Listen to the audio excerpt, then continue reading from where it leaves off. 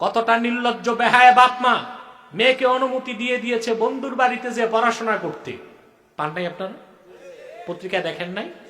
আমি নাম নিব না এইসব লম্পট ছেলে মেয়েদের। মেয়ে গিয়েছে বন্ধুর বাড়িতে, ফাঁকা বাড়িতে বন্ধু তারে হাতে কলমে পড়ায় দিচ্ছে। আমি জানি এ কথা বলার কারণে আমার উপর অত্যাচার হতে পারে, হামলা হতে পারে, মামলা হতে পারে, নির্যাতন হতে পারে, কিন্তু ইসলামের সুমহান স্বার্থে আমি জীবন উৎসর্গ করতে প্রস্তুত আছি। আর ইসলামের স্বার্থেই আমি স্বাধীন বাংলাদেশকে ভালোবাসি। যারা আমাদের বর্ডারে ফেলানীদেরকে পশুর মতো গুলি করে হত্যা করে, যারা ফেন্সিডিল দিয়ে বাংলাদেশের যুবকদেরকে ধ্বংস করে দিচ্ছে, যারা বাংলাদেশে সহিংসতা ঘটিয়ে বাংলাদেশকে ব্যর্থ রাষ্ট্র বানাতে চায়, তাদের এজেন্ডা বাংলাদেশে বাস্তবায়ন করতে দেওয়া হবে না।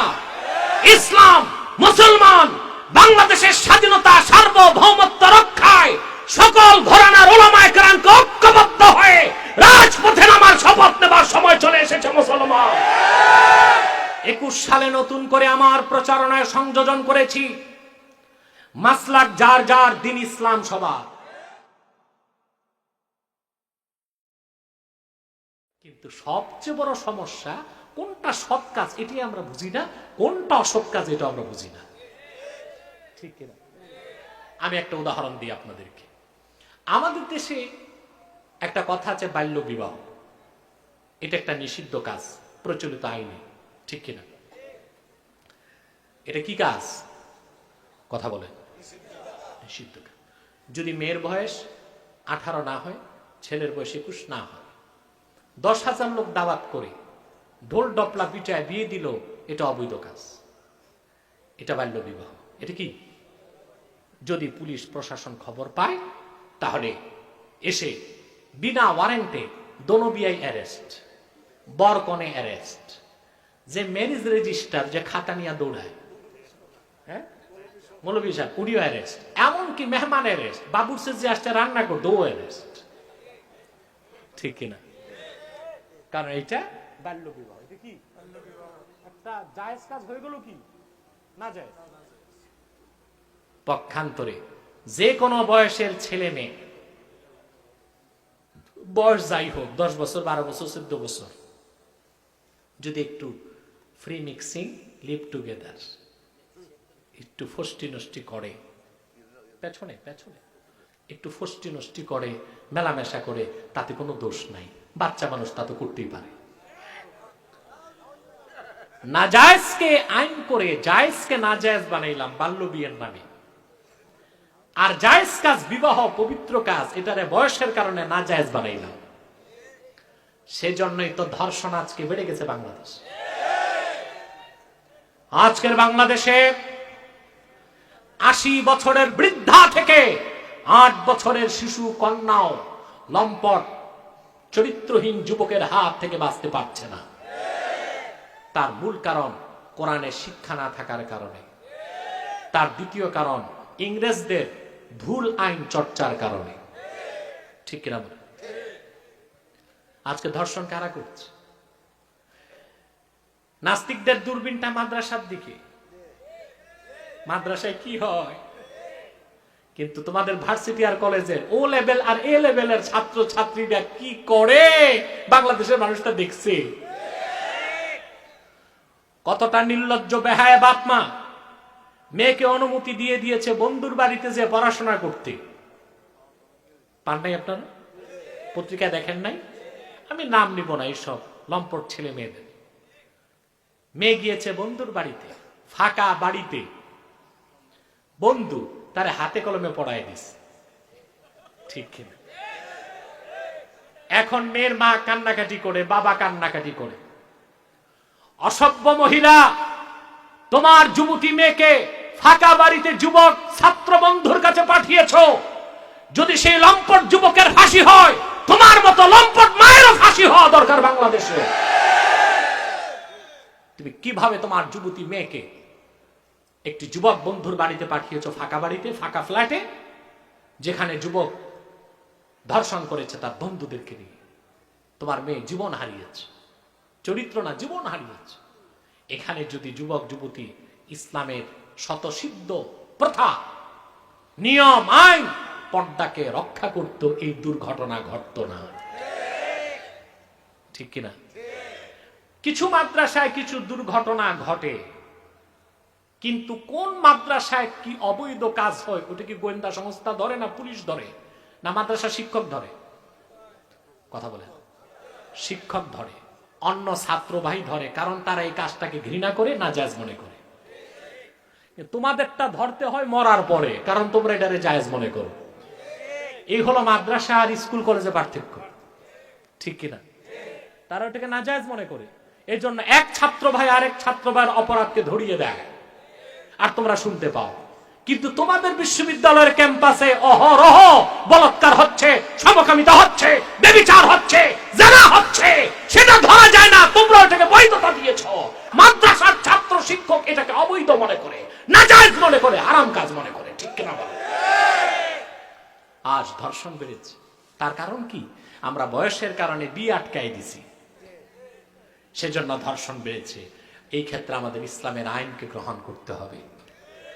আগে বলা হতো ইসলাম পাথর বর্ষণে হত্যা করে জেনাকারীকে এটা বর্বর আইন, নওজুবিল্লাহ বলে। আর সারা বাংলাদেশে আওয়াজ উঠেছে ধর্ষকের শাস্তি মৃত্যুদণ্ডই দিতে হবে। গাধা পানি খায় ঘোলা করে। এখন বুঝতেছে তারা এই সোশ্যালিজম, কমিউনিজম, সেকুলারিজমে দেশ চালানো যাবে না, খেলাফতের ভিত্তিতে দেশ চালাতে হবে। কোরআন কারীম ও সুন্নাহর ভিত্তিতে দেশ চালালেই হতে পারে একটি ধর্ষণ মুক্ত বাংলাদেশ, একটি সন্ত্রাস মুক্ত বাংলাদেশ, একটি সহিংসতা মুক্ত বাংলাদেশ, একটি নেশা মুক্ত বাংলাদেশ, একটি দুর্নীতি মুক্ত, পরিচ্ছন্ন, একটি কার্যকর, সফল, শান্তির বাংলাদেশ। সেজন্য সকল ওলামায়ে কেরামকে এক হয়ে কাজ করতে হবে।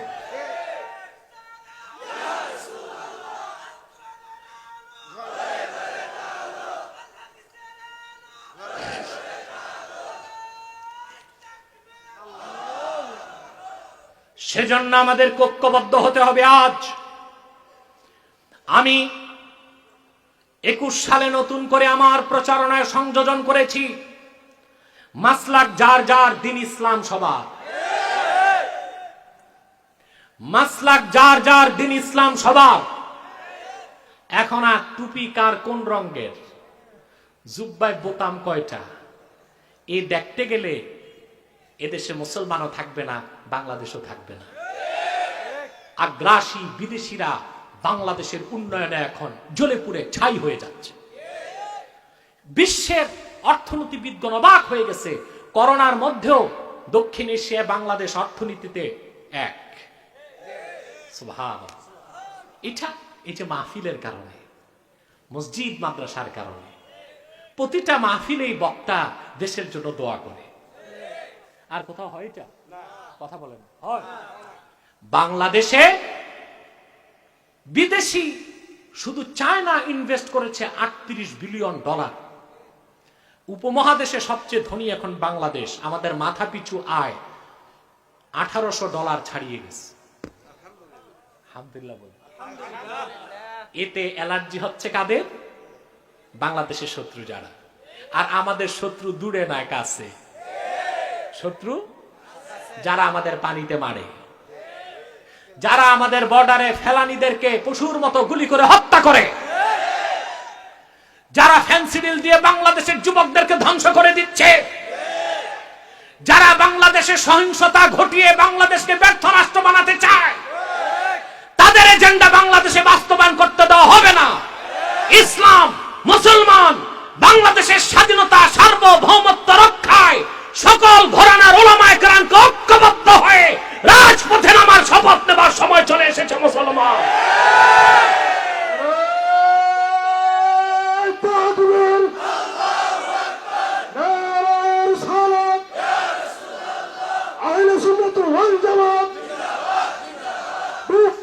মুসলিম এক হও, এক হও।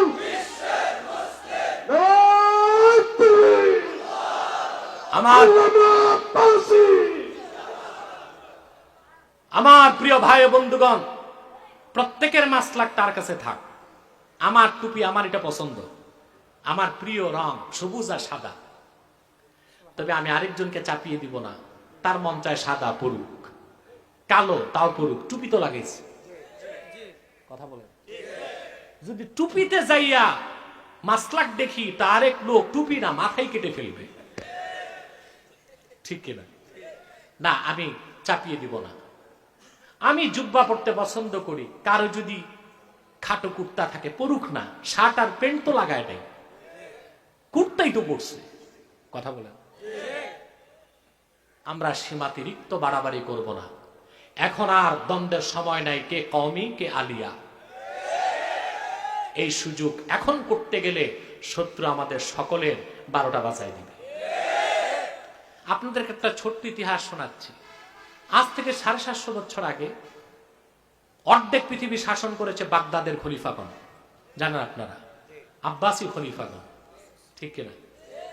যিনি বিদায়ী খলিফা ছিলেন বাগদাদের, ওনার প্রধানমন্ত্রী ছিল একজন রাফিজি, বাতিল আকীদার। এই রাফিজি প্রধানমন্ত্রী, মঙ্গোলিয়ার শাসক ছিল চেঙ্গিস খান, তার নাতি হালাকু খাঁর সাথে চুক্তিবদ্ধ হইল যে আপনি এসে বাগদাদ হামলা করেন, আমি আপনাকে সুযোগ করে দিব। গাদ্দার দেশের বাইরে থাকে না ভিতরে? ওই থাকে, ভিতরে থাকে। প্রধানমন্ত্রী কি করলো? সমস্ত সেনাবাহিনীকে পাঠিয়ে দিল বর্ডারে, যে বাইরের হামলা আসতে পারে, তোমরা বর্ডার রক্ষা করো। চিঠি লিখলো হালাকু খানকে, তুমি বাগদাদ হামলা করো। আর সমস্ত বাগদাদের মুসলমানকে এক জায়গায় করলো একটা বাহাসের নামে, কাকের গোশত হালাল না হারাম। বাহাস চলতেছে 1 মাস যাবত। সমস্ত মুসলমানের দৃষ্টি বাহাসে, কাকের গোশত হালাল না হারাম। সৈন্য সব সীমান্তে, আর রাজধানী ফাঁকা। একদিনেই চেঙ্গিস খানের নাতি বর্বর হালাকু খান বাগদাদ হামলা করে 18 লক্ষ মুসলমানকে হত্যা করেছিল। অতএব বিজাতীয় শক্তি মোসাদ এবং ওলামা কেরামের দ্বন্দ্ব বাড়াবে। আমরা মাসলাক নিয়ে ঝগড়া করব, আর বাংলাদেশের স্বাধীনতা হরণ করতে শকুন চলে আসবে। এটাই আমার ভিতরের বেদনা, এটাই আমার ইনার ভয়েস। ইনার ভয়েস বুঝেন? মনের ভিতরে সুপ্ত কথা, যা বলতে পারি না, এখন বলতে চাচ্ছি। আমি জানি এ কথা বলার কারণে আমার উপর অত্যাচার হতে পারে, হামলা হতে পারে, মামলা হতে পারে, নির্যাতন হতে পারে, কিন্তু ইসলামের সুমহান স্বার্থে আমি জীবন উৎসর্গ করতে প্রস্তুত আছি। আর ইসলামের স্বার্থেই আমি স্বাধীন বাংলাদেশকে ভালোবাসি। মনে থাকবে? অতএব আপনারা খেয়াল রাখবেন, মাসলাক যার যার, দিন ইসলাম সবার। মাসলাক যার যার, দিন ইসলাম সবার। আপাতত এই স্লোগানে চলেন। তারপর যে পুরনো স্লোগান মাসলাক যার যার, সুন্নিয়ত সবার, সেটা তো আছেই। সুন্নিয়ত বাদ দিলে তো কেউ মুসলমানই থাকে না, ঠিক কিনা? আপাতত স্লোগানটি, এই স্লোগানে চলুন, মাসলাক যার যার, দিন ইসলাম সবার। দিন ইসলাম থাকবে, আমরা থাকবো, আমরা থাকবো, বাংলাদেশ থাকবে, ঠিক কিনা? আল্লাহ পাক যেন আমাদেরকে তৌফিক দান করে।